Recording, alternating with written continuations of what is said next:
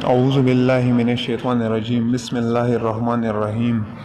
अस्सलामु अलैकुम प्यारो भाइयों और बहनों।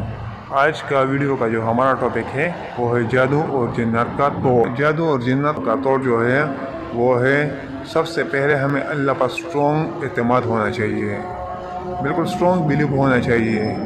जो कुछ करने वाला है वो सिर्फ अल्लाह ही करने वाला है और कोई कुछ नहीं कर सकता हमारे साथ। हम सब मुसलमान हैं, हम हैं अल्हम्दुलिल्लाह, कलमा पढ़ लिया है, ला इलाहा इल्लल्लाह मुहम्मदुर रसूलुल्लाह। तो इस कलमे का मानी है कि अल्लाह के सिवा कोई मबूद नहीं, हज़रत मोहम्मद सल्लल्लाहु अलैहि वसल्लम अल्लाह के नबी हैं।